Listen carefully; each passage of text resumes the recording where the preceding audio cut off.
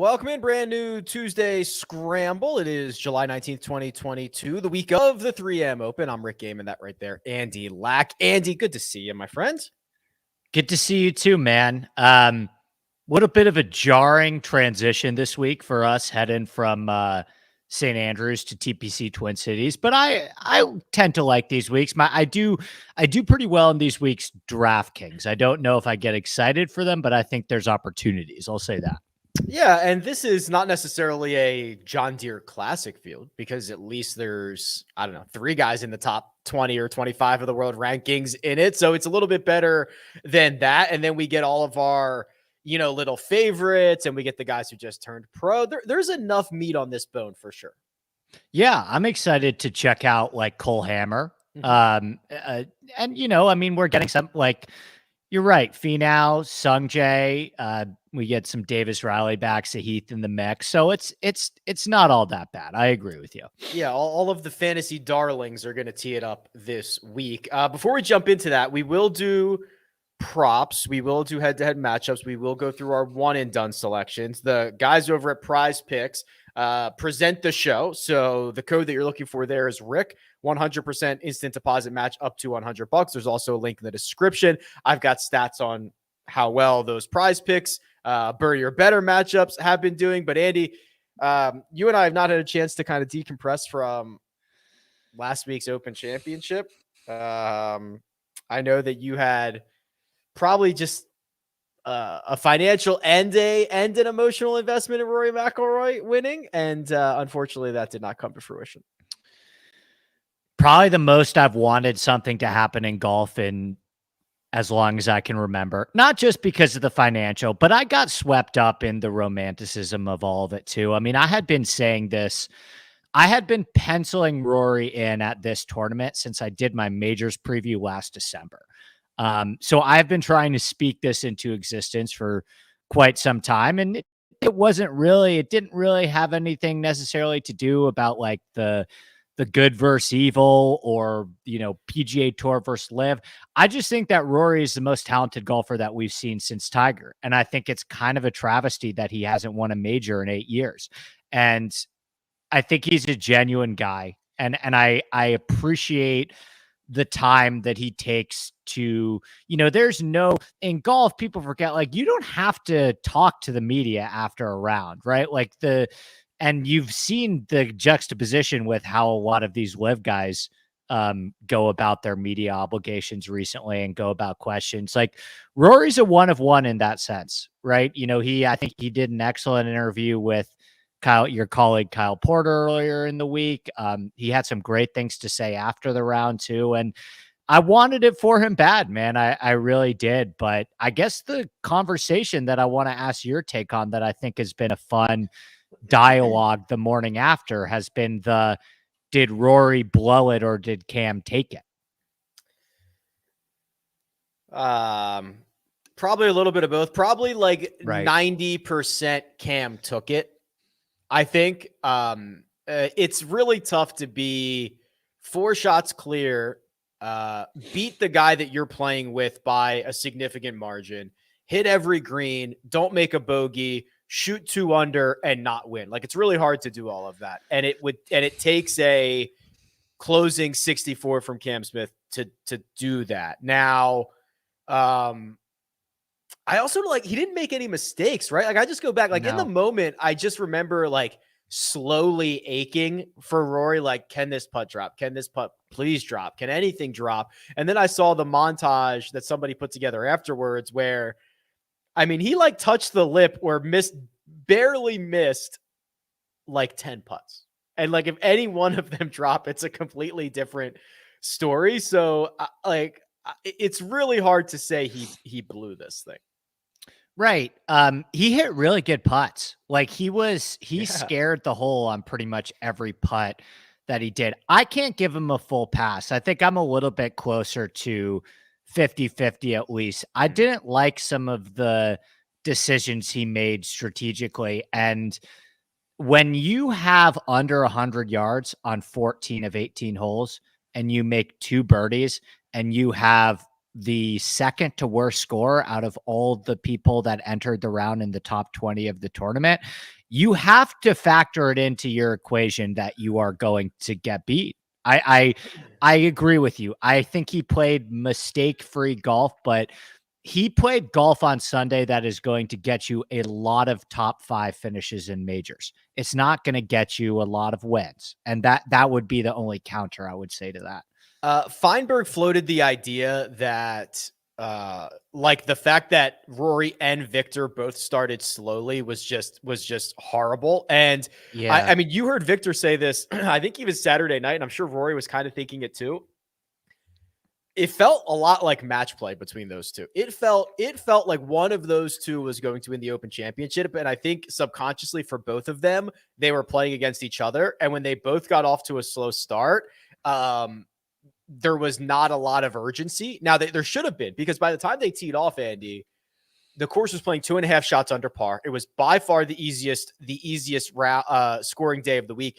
They probably should have assumed that someone was going to make a run, whether that's 64 and blemish free and getting up and down from in front of the road hole bunker and all that fun stuff.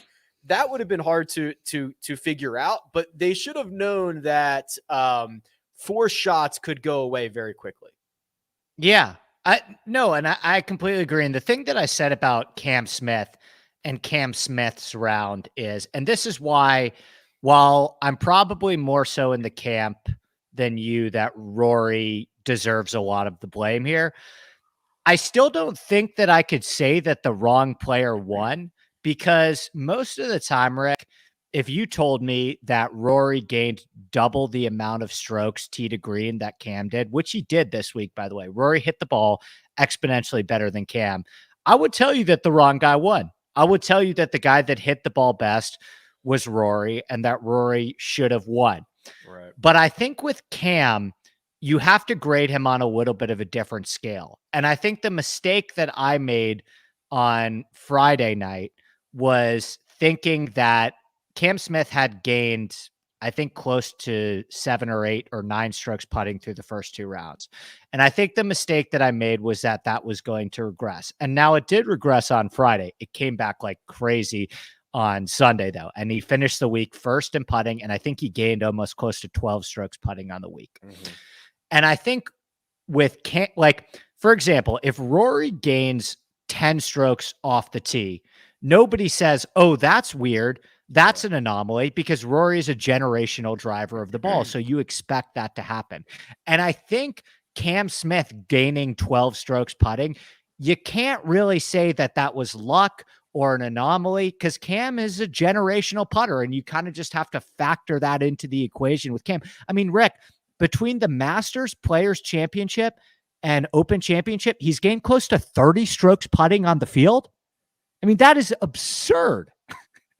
Yeah, he's the fact that he even thought to pull out putter from in front of the road hole bunker, and then he pulled it off. Like, that's a shot I would not have tried in Mario Golf, right? Like, it just never would have remotely crossed my mind. And I feel like we often say, oh, you could give him a bucket of balls there and he couldn't do it again. I don't know, man. He probably gets up and down from that spot a lot. Yeah, 100%. I agree with you. And I was thinking about, as somebody holding a Rory ticket and heavily invested in Rory, is there anything scarier in golf than watching, like, as soon as he's rolled in that first putt, which I want to say was on 7 or 8, and he got that look in his eye again. Like, is there anything scarier in golf than when Cam Smith gets confidence with his putter? No, the I imagine the hole looks like a swimming pool when he gets in these zones, right? It's just like literally cannot miss, and pace is always perfect. Yeah, it's special stuff. He's well deserved to be our Open champion. I was like the sickest I've ever been cashing an outright ticket, just because of everything that was going on with Rory, and I was obviously rooting for Victor, and like it is not undeserving of him being our champion golfer of the year. Do you think he's the best putter of the last decade? Like in big moments. I mean, outside of, like, I guess Who are the Tiger's other last, nominees? I mean, Tiger's last decade is, he like missed a couple of years. It's kind of all over the place. The other nominees are guys that probably aren't doing it in as big of spots. When Ricky Fowler was putting well, he was great, but it was like never showing up in necessarily big spots. Cam is not only a great putter almost every single week, but he does it in the biggest spots, which I think is pretty scary. There have been a couple other good runs. Jordan Spieth had a run where he was off the charts. Jason Day had about a 2-year stretch where he was the best putter in the world. So I guess you could say maybe we're being a little bit of a prisoner of the moment, and Cam Smith needs to do it for a little bit of longer time. But man, it's close. Like this is not the greatest sample size, but I tweeted this out. In the 5 biggest tournaments of the year, this year, Cam Smith has gained close to 23 strokes putting on the field, which is, I think the second place guy is like +4 or +5, right? And that is being the 10 one of the 10, that is including being one of the 10 worst putters in the field at the PGA Championship, right? So we have a year of Cam Smith being the best putter in the world by an exponential margin in the biggest tournament. So, we'll have to see what he does going forward, and hopefully the next time we see him isn't in LIV Shanghai. But man, I gotta tip the cap to him, man. It was a unbelievable performance.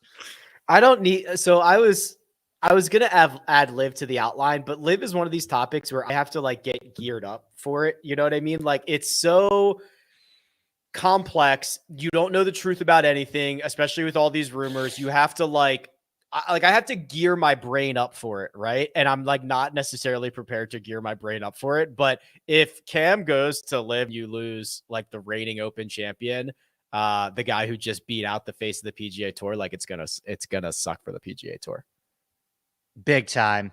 And my presumption, Rick, and we've talked about this a little bit before, and I know this sounds a little corny. I said this on the podcast that I did yesterday, but I actually think that these guys want to play the President's Cup. I actually think that Cam Smith and Hideki want to play one more President's Cup.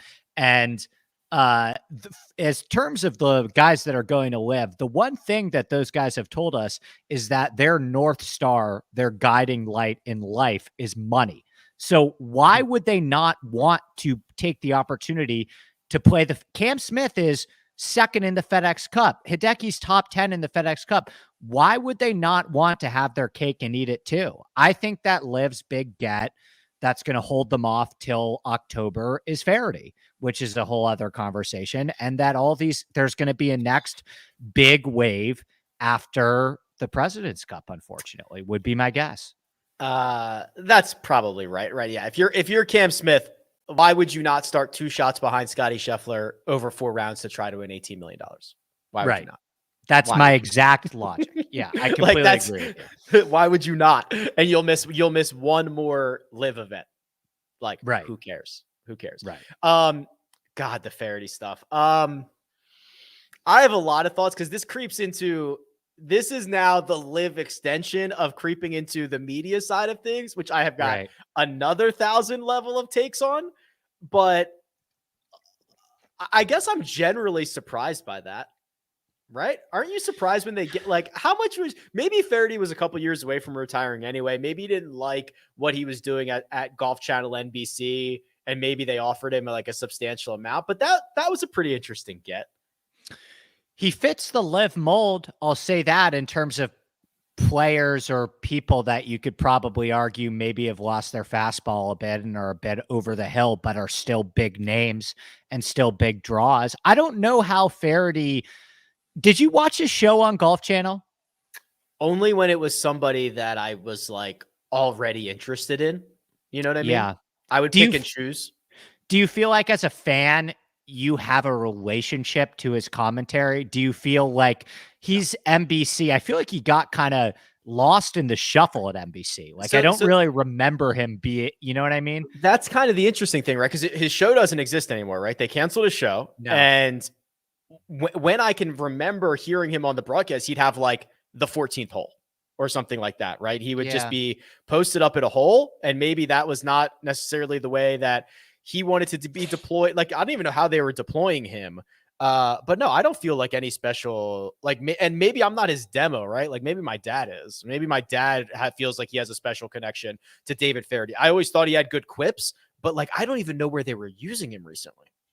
Yeah, you know what? And it was probably a smart decision for him because it seems like he probably was being underutilized at NBC. So I completely understand why he went. You know, hopefully he gets to be Feherty. Like, again, I made this point on my podcast, so I apologize for repeating this, but like Jerry Foltz is a good commentator. He's been doing this for a long time. The issue is that when he goes to LIV, it looks like he's forced to read off a teleprompter, right? And so hopefully they let Feherty be Feherty and don't, you know, kind of give him, hey, the media, the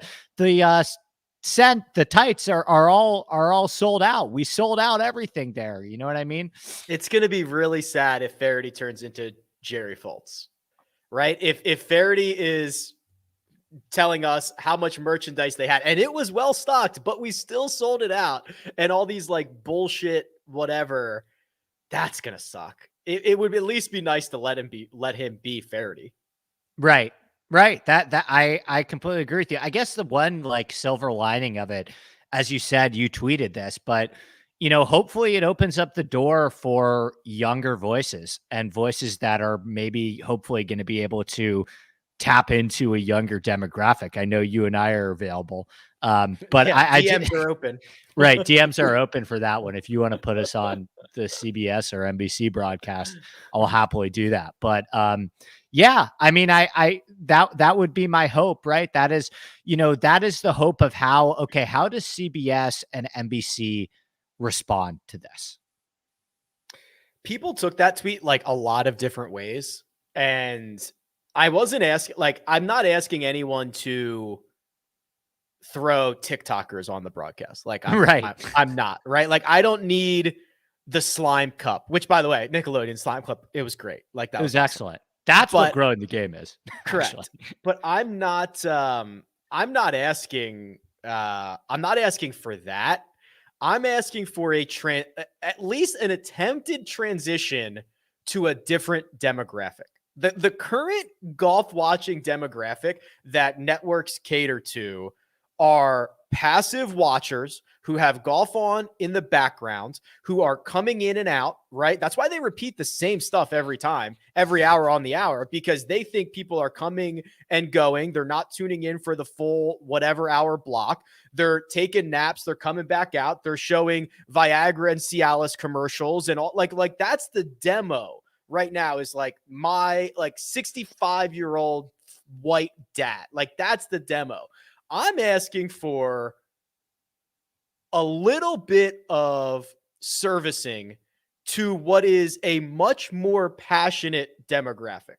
The 18 to 35 disposable income, data-driven, probably playing fantasy, probably gambling on it, probably actively rooting for their favorite golfer, and maybe rooting against the guys they don't like. A much more passionate fan base that might not have as much money or disposable income to pay for the Rolex commercials and the Mercedes-Benz commercials and all that stuff. But like, stop catering to the lowest common denominator, to your passive viewer, and go get a more passionate viewer.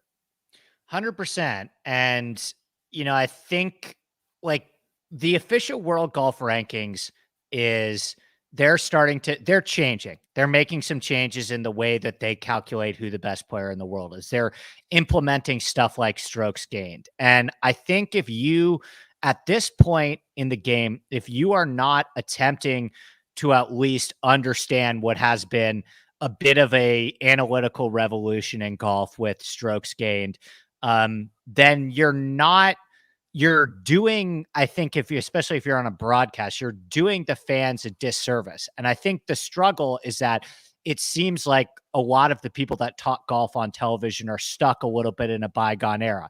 It's uncomfortable and awkward when they start talking about gambling.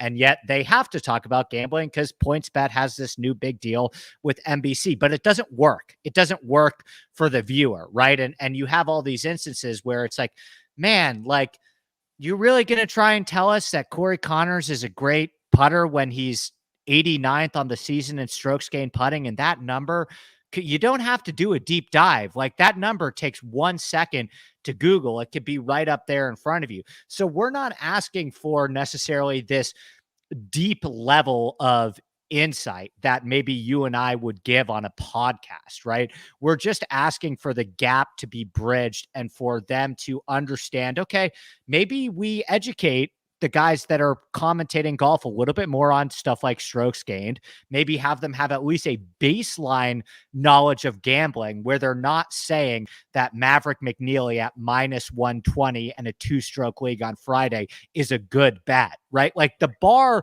that we're asking for does not need to be set very high. Yes. And I don't want to throw these guys under the bus, because like literally everyone's at fault here. Like, everyone's at fault. CBS, who pays my bills, right? Like, CBS is at fault. NBC is at fault. Us as viewers, us in the meet, like, everyone's at fault for this. They had Azinger, Tirico, and Faldo in the booth, and they showed a photo from like 20 years earlier of Azinger, Faldo, and Tirico in the booth. And it was like this, can you believe it? What an amazing moment. And I looked at that and said, nothing has changed in 20 years. We're still doing this. This is such an indictment on zero innovation. Like, what are we doing here? And we are touting this as like something special. This is an indictment. Like, I hated that they did that. And again, it's not those three guys' fault. It's everybody's fault. And I just don't know how we get any level closer to what we want.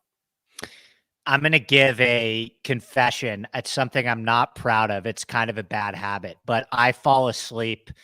I know that I should fall asleep reading a book. I know screen time right before bed, but the way that I fall asleep every night, Rick, is old major championship final rounds on YouTube. It is just like very soothing to me. It's how I fall. I start at like 1995 and go all the way through, and I just watch major final rounds on YouTube. It puts me to sleep.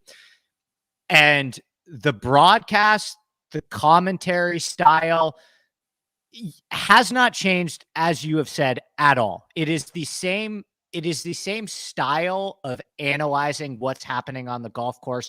It is the same way of cutting from shot to shot. It is the same amount of shots showed. It is the same kind of analytical or lack thereof view of what is actually happening on the screen. And I think that there is a reason why golf was primed for poaching in certain respects, right? If the Saudi government tried to buy football, I think they'd fail, right? If the Saudi government tried to buy certain other sports, I think they'd fail. There's a reason why they looked at golf and saw, okay, this is a little bit primed for the poaching here, right? And I'm pretty on the record about not being a fan of LIV at all, but it's not very hard for LIV to sit here and say, okay, here are some of the things that are wrong with golf. This is a pretty easy fix. This is a pretty easy improvement. Yes. And it's kind of just sitting there right in front of everyone's face. You know what I mean? Like, the most obvious one to me, Rick, not to belabor this for too long, we can talk 3M too, but one of what makes PGA Tour golf so great is the drama surrounding the cut, right? And their complete inability to recognize that on a Friday afternoon of the broadcast and even understand what the cut is going to be. I mean, that one's a layup. I've heard ideas for like, a green zone, a cut cam, like all that stuff is pretty easy, and tracking players making the cut, that's like an interesting wrinkle that you can throw on and probably doesn't take a lot of change in terms of production cost or production thought, right? And that one's just sitting there, and it's been sitting there for 20 years, and they have no idea what to do with it. All these guys finish on 9 or 18 on Friday, and there are cameras there, and we could just talk about it. But again, I could do 9 hours of that. So we're going to have to move on. But yes, I agree. There's low hanging fruit that goes a long way here. We're going to talk 3M Open. We're going to do props. We are going to do head-to-head matchups. We're going to hear an ad for Andy's podcast right now. Andy Lack is not only the co-host of The Scramble, but also produces his own show, the Inside Golf Podcast. It's available twice a week, focusing on course breakdowns, DFS, and betting strategies for every PGA Tour event. Admittedly, I was drawn to Andy for his data-driven approach, which you'll find on his Sunday shows as he breaks down the field. But I'm even more impressed by his passion for course architecture, which offers a different perspective of our great game. Mix those together with insightful and humorous guests who don't take themselves too seriously, and you've got a recipe for a great podcast. Follow Inside Golf Pod on Twitter and download Inside Golf wherever you download podcasts. Okay, Andy, 3M Open this week. TPC Twin Cities, 4th year of its existence as a PGA Tour event. We've got 3 long shot winners. Matthew Wolff, I think, was 125-1. Peter Thompson. Michael Thompson was over 100-1. And Cam Champ was like 125-1 last year. Why is it that the long shots are able to kind of crack through here? I think that there's a lot of variance on this course. I mean, to me, this course is more like a Florida course that has been placed in Minnesota, right? Water comes into play, I believe, on 14 or 15 holes. And that's why I think it makes it kind of an interesting week in DraftKings. There are not a lot of great options and there are not a lot of great players, but I think I would make the argument that life's too short to play somebody at 25% on a course where water comes into play on 15 holes. You know what I mean? So I think it presents an interesting opportunity this week. And that's why we've seen some of these longer shot players win, because listen, like Tony Finau is great and all, but like if Tony Finau hits 2 or 3 balls in the water, he's going to shoot 74 here. And there's going to be a guy that shoots 65.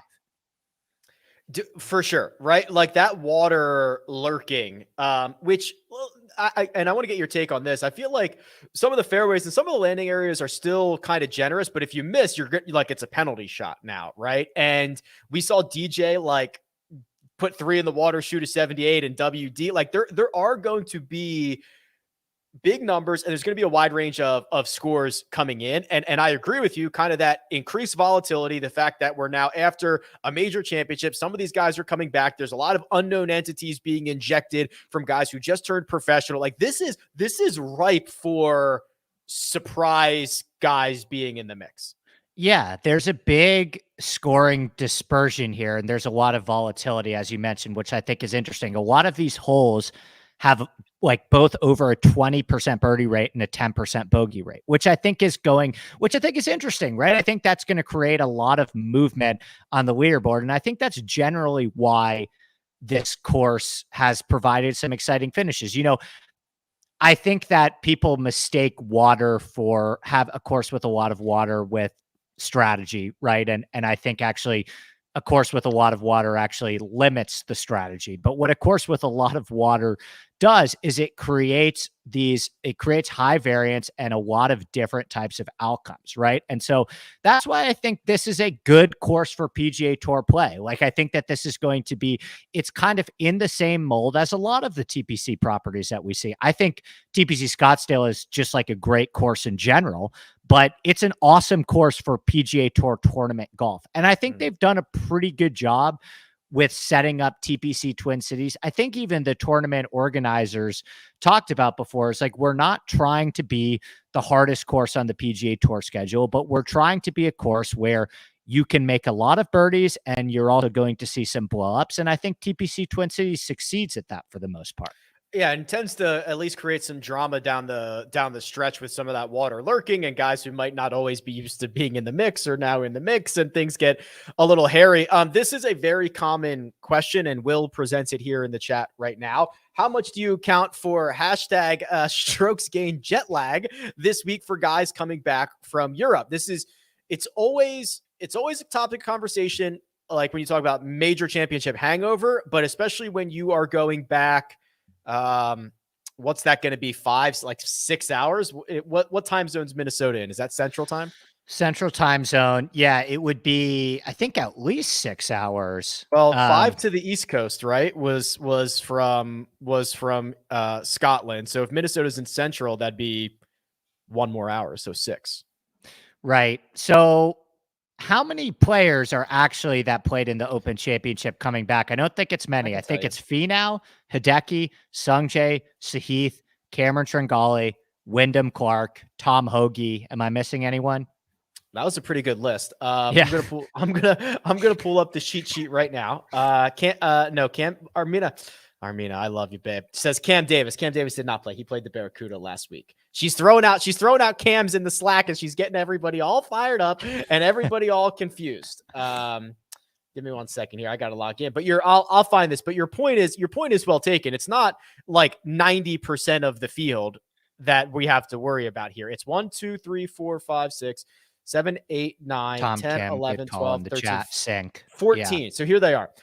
Grillo, Poston, Sink, Hoagie, Im, Clark. That's Wyndham Clark, Hideki Matsuyama, Cameron Tringali, Danny Willett, Tom Kim, Sahith Tagala, Dylan Fratelli, Tony Finau. And how many of those guys are flying private? Just Finau, probably. Probably just Finau, I think. You think Hideki probably flies private, right? Well, he didn't fly privately back to Japan after winning the Masters. Neither That's did true, Cam but you Smith, got like by the way. yeah, but like that's hard. You got like that's right. It's hard because you're staying later than you thought you were, and then to go back to Tokyo, you got to get to Atlanta. You got to get to a major hub. There's like a lot. There's a lot. Right. And you never know if the 4 Aces chartered a jet for Hideki as well. Right. You always got to factor that into the equation as well. Yeah. So, the answer for me is the short answer is no. I do think that it could be a bit of a jarring transition going from putting on very slow, bumpy greens to fast, slick bentgrass greens. I do think that maybe that's a little bit of adjustment. I think the shots, I don't think there could be 2 more polar opposite courses in terms of the shots that you are asked to hit from TPC Twin Cities and St. Andrews. So I think that's an angle that you can take, but no, I'm not using it as a defining factor to be on or off a guy. Neither am I. I mean, listen, I like to quantify things. This is going to be impossible to quantify. It's going to act differently for all of these guys. So probably not something that I'm considering too much. Okay.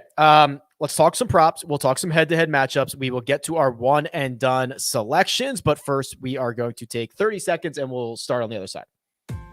All of the tools and data that you see me use on this channel is from my site, RickRunGood.com. RickRunGood.com is one of the largest golf databases on the planet, and it's geared towards making your DFS and betting research process as efficient as possible. There are literally millions of data points in the database, and while that might sound intimidating, the tools that I've built allow you to cut through the data quickly, choose what's important to use, and even build lineups that are ready for import directly into DraftKings. Outside of that, membership gets you access to the Slack channel, currently 2,000 run gooders who are ready to share insights and have a little fun. I love it and you will too. Sign up at rickrungood.com. Okay, Andy, before we jump into this, TJ says, the Goddard hater duo. Good morning, fellas. Are we the Goddard hater duo? Do we hate Chris Goddard? I hate the cult around Chris Goddard. I do not have anything personally against Chris Goddard. I just think that we tend to get a little bit quick with anointing some of these flavors of the week. So I will not be playing a 25% Goddard this week. I think that was my angle. I was just supposed to like, he's going to be very, very popular and right. He's still very much an unknown entity.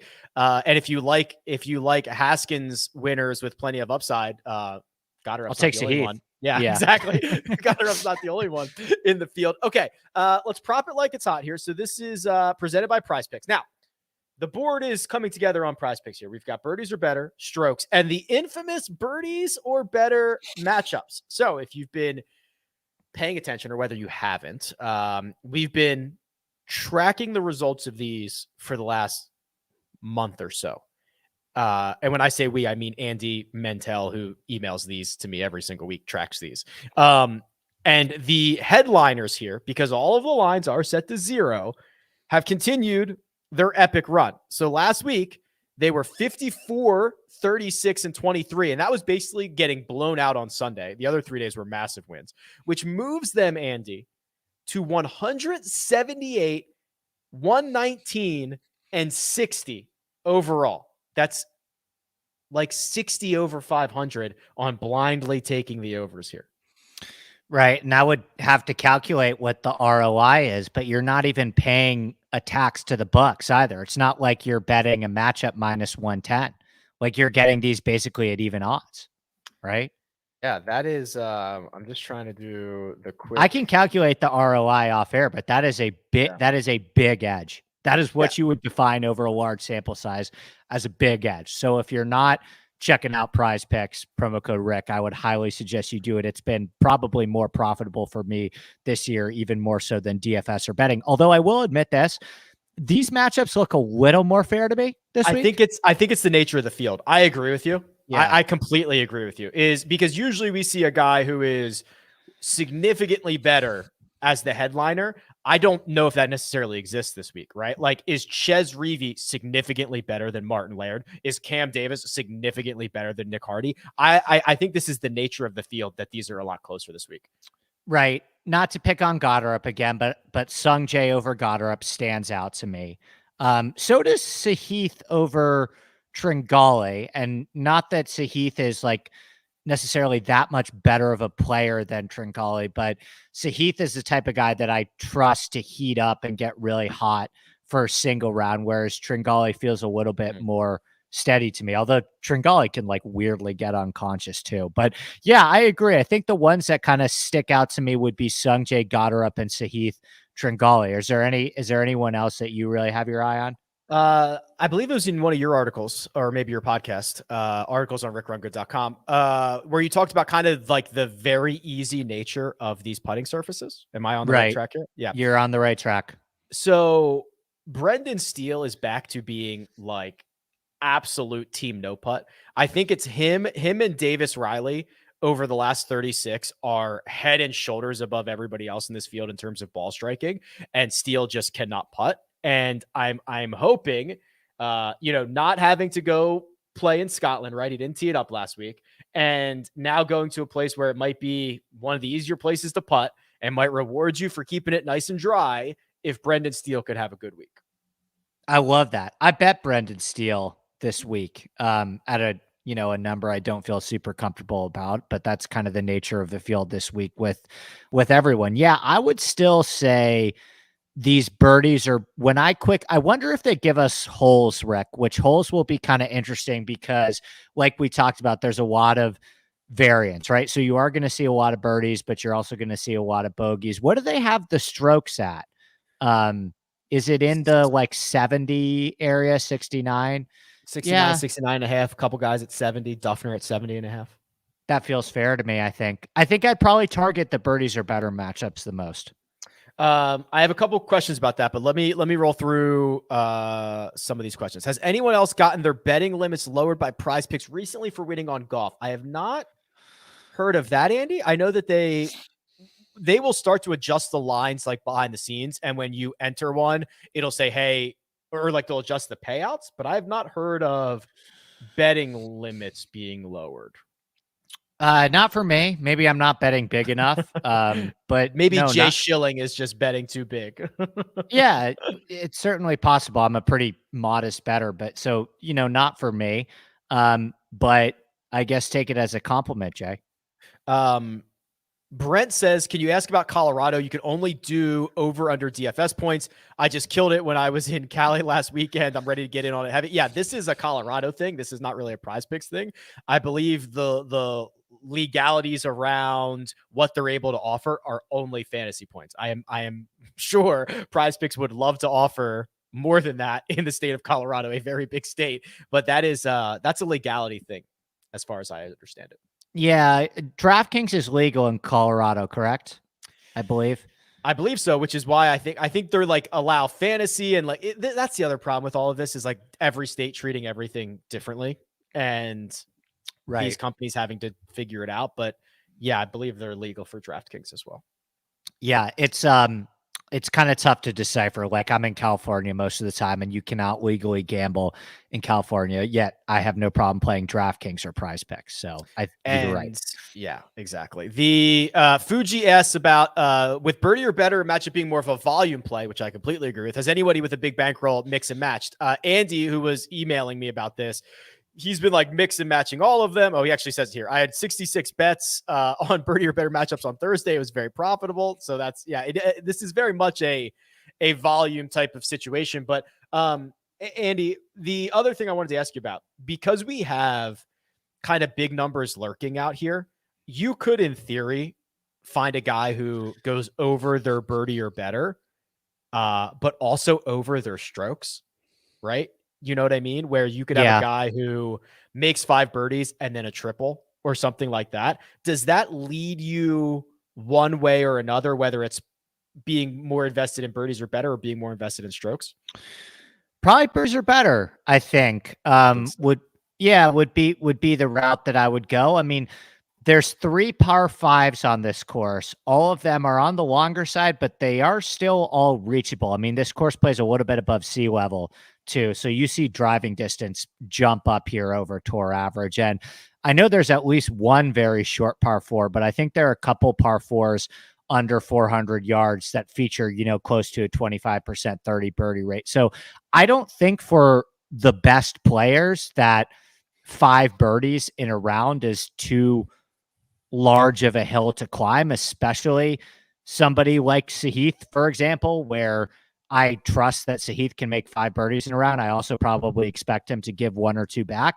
So I would probably lean towards the birdies or better matchups, unless I felt definitively like the strokes was unfair. And I think they have decently fair numbers on the strokes. Yep. Yeah, I'm probably with you there. The idea of like strokes could get blown up in one hole. The birdies are better makes me feel like if you have the right side on somebody, getting 18 cracks at it is a little bit better than potentially being blown up on one hole. If you want to get involved, PrizePicks. The code you're looking for is Rick. There's a link in the description. They'll give you a deposit match up to $100. You can go out and beat them all up on the birdies or better matchups until they finally figure themselves out, which doesn't seem to be happening anytime soon. Andy, we've got to do matchups. We got to do one and done, and we got to get out of here. So we will do that on the other side. If you're not playing daily fantasy on PrizePicks, then you're not really playing daily fantasy. They offer nothing but props, and they do it better than anyone else. You pick 2 to 5 players on an over-under and can win up to 10 times on any entry. They allow mixed sport entries, meaning you can take the over on LeBron James and the under on Jon Rahm. The golf-specific props are amazing. Birdies or better, fairways hit, greens in regulation, round score, and now, yes, single hole props. That's right. What score will a golfer make on a specific hole? I have PrizePicks specific tools on my website to help you build the best entries, and now PrizePicks is offering a 100% instant deposit match up to $100. Just use the code RICK at sign up or click the link in the description. That's code RICK. Good luck. Real quick, Andy, Sean asked a question about these PrizePicks being listed as tournament matchups, and I was like, man, Sean's an idiot. No, Sean's not an idiot. Sean is so these are listed as Friday, Saturday, Sunday. Like, these are just wrong. These are all, they've got to be Thursday round 1 birdie or better matchups. And I don't think they've ever done that before, have they? They've never done that. I'm actually not even sure they're legally allowed to do that. So I'll tell you exactly what happened here. I bet you they input these via a spreadsheet, and whoever put them in just dragged down the date column trying to copy it, because they're all Friday at 8 a.m., Saturday at 8 a.m., Sunday at 8 a.m., Monday at 8 a.m., Tuesday, like Excel was too smart. That is exactly what I think happened here, because these go all the way into August. But I imagine they have to be round 1 props. 100%. We'd probably get somebody on. We'd probably get somebody to check on that. I'm sure they'll fix it by Wednesday. I would imagine. Okay. Head-to-head matchups. I've got some good ones here. Well, I've got some interesting ones here. Let's start with a couple of big boys. Tony Finau, Maverick McNeely. I took McNeely. Interesting. Maybe just like as I want to get different and try and catch you. Yes, that was definitely part of it. The other thing is he's got like 3 top 20s in a row. He's definitely playing well right now. Finau's obviously playing great too, and Finau has, like when I look at course history, I think it's obviously great that Tony Finau has 3, whatever it is, top 26s and a top 10 or whatever. Like, how sticky do we think that is with a place that's got a lot of water out there? I think this is a course with probably some of the least predictive course history on the PGA Tour. It was not much of a factor in anything for me this week. That's kind of what I was thinking. So I went with McNeely. I'm pretty sure, even just to put some credence behind that point, that Cameron Champ and Michael Thompson both missed the cut the year prior to winning this tournament. There you go. So there you go. I went with Finau just because he's a better player than McNeely. Sure. But, you know, anyway. Well, we're both on Adam Svensson over CT Pan. I was surprised to even see this available, and I think Svensson was only like minus 115 or something like that. So Svenny, who is, listen, I think we know what he is. He's a great ball striker. I think there's a reason why a lot of guys, not just in our community, but like when you talk to caddies and other players, are generally very high on him. Nothing against CT Pan, but like I just took the skill set. Yeah, I am super, super high on Svensson. I bet him to win. I think he is going to be quite popular in DraftKings, so I might have to end up avoiding in that market, but I think Svensson's a stud. He actually played here in 2019, which was interesting, and he gained like 12 strokes from tee to green, and he has been just absolutely hitting the cover off the ball, and he's been putting well too. I think he's gained in like 7 straight starts putting, so I like Svensson a lot this week. JT Poston versus Martin Laird. What side would you like, sir? I went with Laird, coming off a strong finish at the Barracuda, whereas Poston is coming off the miscut at the Open Championship. I've been playing Laird a ton. I mean, he can't putt, but as we've talked about with these greens, maybe that provides a bit of a reprieve for him on the putting. Yeah. So I just think Poston's just been better, right? He missed the cut at the Open Championship. He missed it by like a shot or two. I'm not that worried about it. I also think it's tough when you qualify for the Open Championship like 1 or 2 weeks in advance, and now you've got to figure out your plane and get there. And like, it probably wasn't an event that you were planning on playing anyway. And he's been in a good run. He's got a couple of top 10s, obviously the victory a couple of weeks ago. So I took JT here, and they're like, if you combine these two guys, Andy, they'd be a pretty good golfer. Yeah, certainly, because Poston is just an absolute microwave with the putter. Yeah, I think that's a very fair point on our guy Poston. How about Davis versus Davis? Davis Riley versus Cam Davis. And it took a lot for me to do this because I'm a Cam Davis truther, but you and I both took Davis Riley here.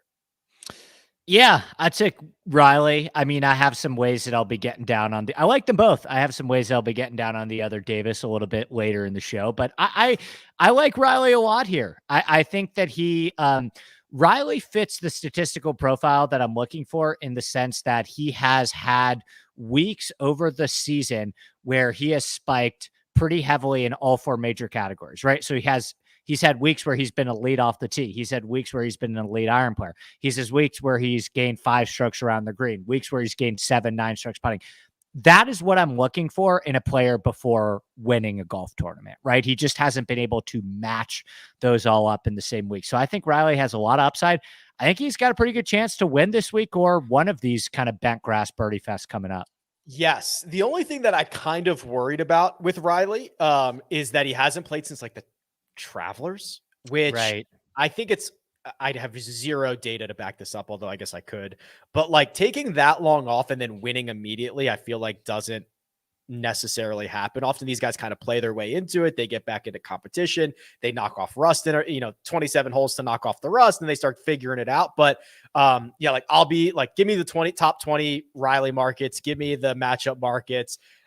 He's the best ball striker over the last 36. Like I've seen enough. I'm excited. Yeah, me too. Riley it is. Sung Jae Im versus Hideki Matsuyama. This is kind of the big boy matchup here at the end. These two are both kind of in a weird spot, right? I think they're both kind of underperforming. Hideki had the one good finish at the US Open, and otherwise it's not been particularly great. He had that weird DQ, and then Sung Jae lost 10 strokes putting at the Open Championship, isn't ball striking as well. There's rumors that his back is hurting. Like, what are we doing with these guys? I think I'm going to go Sung Jae. I think Hideki might be playing out a string a little bit. I think that he probably had sponsorship commitments to fulfill at this, with this schedule and at this tournament. And I don't like when there's smoke with the guys. I like them more so, at least if they're settled on either one tour or the other tour. And I don't like the juju around Hideki right now. And I think Sungjae is undervalued in the sense that how many people are, I was looking at DraftKings early DraftKings ownership earlier today, and like how many people are actually going to look at the fact that the reason why Sungjae finished 81st at the Open Championship is because he lost 10 strokes on the green, right? And actually gained over 3 strokes ball striking, right? So I think it's a enticing buy low spot on Sungjae, and I'm going to ride with him here. I worry about both of these guys. I took Hideki, just like, hey, Sungjae, I agree. Like Hideki's a better player overall. Hideki's a better player. His mind might be somewhere else. Sungjae's not playing great. He might be hurt. Like, I don't love either one of these guys. I opted for Hideki, and I would be not surprised at all if both of them like miss the cut. So we'll see how that goes. One and done update. You buried me last week. You put me in the grave, as we kind of knew. My last gasp of hope was finding some magic at the Open Championship. I went with Will Zalatoris, who, if he didn't have to play 15, 16, and 17, would have won that event, because every other hole for the week was awesome. Faded to 90,917. Rory McIlroy, as discussed, didn't even need the full 2.5. Didn't even get second place money. Solo third was good enough for 933. So that is a $2.8 million lead, Andy, with 1, 6 2, 3, events. 4, 5 events to go, I think. Because I don't think we'll do Tour Championship, because that's kind of wonky. So 5 to go. So I need multiple winners, and yeah, you need 3. You probably need 2 or 3 wins, and I need 2 or 3 missed cuts. Ball control going forward, prevent defense. Like, we're not gonna do anything too crazy. I went with my guy Cameron Davis this week, who I think is relatively safe in this field, with some good upside too. Like, I think Cameron Davis can win this event. So, I felt pretty good about trotting him out here. As you should. Well on the record of my Cam Davis love, and I think this is a good spot for him. He's going to defend next week, by the way, at Rocket Mortgage. I went with Sahith, and I just love the way he's driving it. Five straight events. He's gained strokes off the tee. First time he's done that in his career. Very young career, small sample size. But yeah, man, he's playing well. He's got like 8 straight cuts made. He's got a couple of top 10 finishes in there. I think this is the type of field that he should be licking his chops in. And I'm gonna run him out there and see if he can find me a little bit of magic. Let me ask you a question. If Sahith wins this week, do you think there's an argument to be made that he's Rookie of the Year with how good Cam Young's been in majors without a win, though? See, wins are always overvalued. Yeah. I think Cam Young, he's got all the runner-ups, one of them at the Open Championship. Winning the 3M Open does not surpass that for me. And I know he's got a couple of other good finishes, but if I had a vote, which I do not, Cam Young would be my guy still. Right. The only pushback I would give is that, Sahith almost took down Brooks Koepka, Xander Schauffele, and Scotty Scheffler in Phoenix, and almost took down Xander Schauffele again at the Traveler. So those were not major championships, but he's been in the heat of the battle against really, really good players with a legitimate chance to win good, legit PGA Tour events, not majors. But yeah, I think it would make it at least a conversation. That's why he's probably going to win this week. He's been tested. He's been in the fire. Now he doesn't have to run into a buzzsaw that is Xander Schauffele and TPC Scotty courses. Scheffler. Yeah. He's probably just going to win it. Works for me. Hopefully. Okay. Good stuff as usual, Andy. We'll be back on Friday. Same time, same place, noon Eastern on the Rick Run Good YouTube channel. But for now, big thanks to producer Armina. She does all the hard work behind the scenes. Andy Lack is available on Twitter at ADP Lack Sports. You can find me at Rick Run Good. This has been your Tuesday Scramble. Good luck.